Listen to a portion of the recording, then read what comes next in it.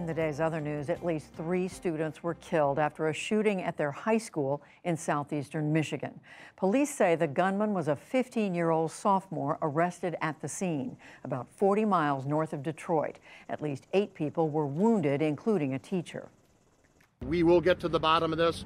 We're executing a search warrant at the suspect's house. We have talked to the parents, and all I can tell you is they didn't want their son to talk to us, and they've hired an attorney. There is no indication that the alleged shooter had any prior run-ins with police. A federal appeals court today upheld California's ban on high-capacity firearms magazines.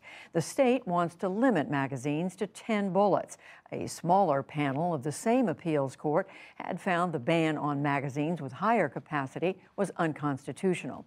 Gun owner groups vowed to take the case to the U.S. Supreme Court. The Federal Reserve may accelerate a shift in its focus away from holding down interest rates to holding down prices. Fed Chair Jerome Powell appeared before senators today with Treasury Secretary Janet Yellen. He said inflation worries could bring a quicker end to the policy of buying bonds to keep rates low. We now look at an economy that's very strong and inflationary pressures that are high, and that means it's appropriate, I think, for us to discuss at our next meeting, which is in a couple weeks, whether it will be appropriate to wrap up our purchases a few months earlier. Powell's comments and worries about the Omicron variant hit Wall Street hard. The major indexes fell 1.5% to 2%.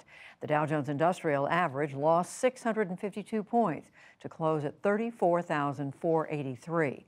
The Nasdaq shed 245 points. The S&P 500 was down 88.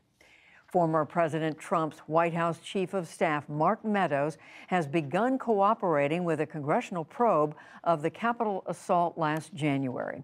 The committee's chair said today that Meadows has turned over records and will give a deposition. For now, the committee has put off plans to hold him in contempt. In Afghanistan, there is word that the Taliban has killed or abducted more than 100 former police and intelligence officers since seizing power in August. Human Rights Watch reports Taliban commanders have carried out night raids. They initially promised amnesty to those who are now being attacked or targeted. The president of Russia, Vladimir Putin, issued a new warning to NATO today over Ukraine.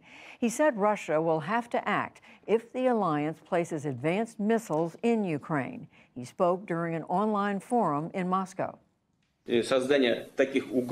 Creating such threats in Ukraine poses red lines for us, but I hope it doesn't come to that. I hope that common sense and a responsibility for both our countries and the world community will prevail. The U.S. and NATO warned today that Moscow will pay a high price if it invades Ukraine.